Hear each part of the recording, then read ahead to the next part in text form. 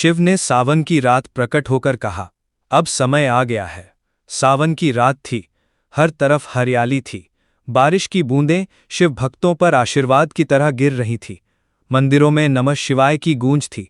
पर उस रात कुछ असामान्य हुआ, एक ऐसा चमत्कार जिसे सुनकर रोंगटे खड़े हो जाएं।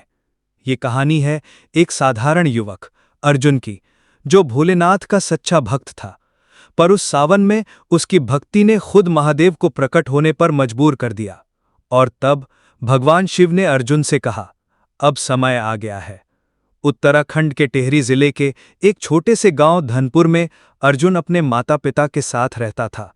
घर में खेती बाड़ी और थोड़ा बहुत पशुपालन था, पर अर्जुन की रुचि हमेशा आध्यात्म की ओर रही।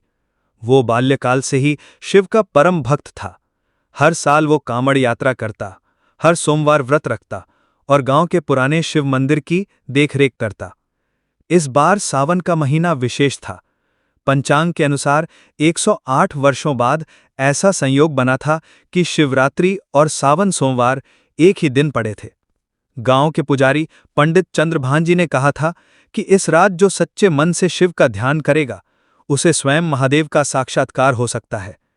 अर्जुन ने यह सुना और निश्चय किया, वो पूरी रात मंदिर में एकांत ध्यान करेगा। मंत्र जाप और रहस्य की शुरुआत। 31 जुलाई की रात थी। मंदिर में बस अर्जुन था। दीपक की लौ धीमी थी, घंटियां खामोश थीं। अर्जुन ध्यान में बैठ गया। नमः शिवाय, नमः शिवाय। 3 घंटे बीत गए। अचानक हवा का तेज झोंका मंदिर के अंदर आया। दीपक बुझ गया, परंतु मंदिर के अंदर एक अलौकिक तेज फैला। शिवलिंग से रोशनी निकलने लगी। अर्जुन की आंखें बंद थीं, पर उसका मन किसी दिव्य ऊर्जा को महसूस कर रहा था। उसने आंखें खोली और वो दृश्य देखकर वो स्तब्ध रह गया। शिवलिंग के ऊपर एक ज्योतिर्मय आकृति प्रकट हो चुकी थी। त्रिनेत्रधारी, जटाधारी, गले में नाग और हाथों में त्रिशूल। भोलेनाथ साक्षात प्रकट हुए थे। शिव का दिव्य संवाद।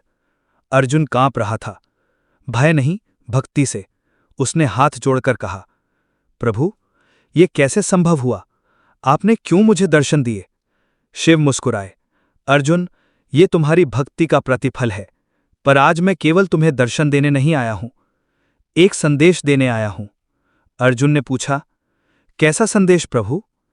शिव बोले, अब समय आ गया है, युग परिवर्तन का समय।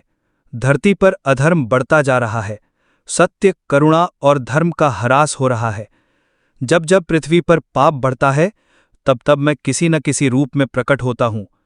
अब कल्कि का समय निकट है। सृष्टि एक और चक्र की ओर बढ़ रही है, और इसके लिए आवश्यक है कि कुछ आत्माएं जागृत हों। तुम उनमें से एक हो अर्जुन। अर्जुन की परीक्षा। शिव बोले, तुम्हारी परीक्षा अब प्रारंभ होगी। साधारण जीवन से उठकर तुम्हें एक अलौकिक कार्य के लिए तैयार होना है। मन, वाणी और कर्म से शुद्ध रहो। तुम्हारे माध्यम से कई लोगों को मार्गदर्शन मिलेगा। सावधान रहना, क्योंकि अंधकार भी जाग चुका है।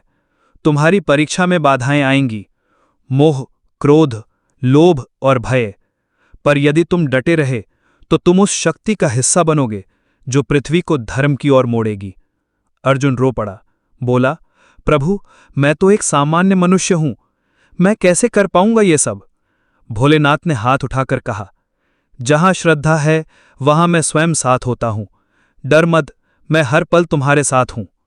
और फिर शिवलिंग से वो ज्योतिर्मय आकृति धीरे धीरे लुप्त हो गई।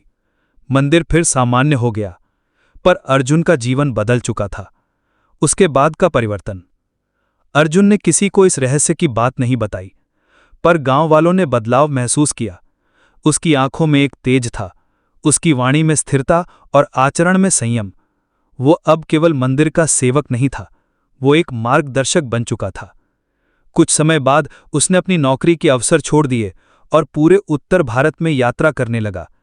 शिव मंदिरों में सेवा करता, कथा कहता और साधकों को जागरूक करता। वो हर जगह बस एक ही बात कहता, अब समय आ गया है धर्म के पथ पर चलने का, शिव को पहचानने का और अपने भीतर के अंधकार को खत्म करने का। कहते हैं अर्जुन अब भी जीवित है, हिमालय की किसी कंदरा में तप कर रहा है और शिव के आदेश की प्रतीक्षा कर रहा है, उस दिन की जब कल्कि का मार्ग प्रशस्त होगा। इस कहानी का संदेश यही है, यदि मन में सच्ची भक्ति हो तो शिव स्वयं मार्ग दिखाते हैं, और जब वह कहते हैं अब समय आ गया है, तो समझो बदलाव निकट है। अंत में एक प्रश्न आपके लिए, क्या आप तैयार हैं उस बदलाव के लिए? क्या आप अर्जुन की तरह अपनी आत्मा को जागृत कर सकते हैं? कमेंट में जरूर बताएं। हर हर महादेव लिखकर शिव से जुड़ने का संकल्प लें।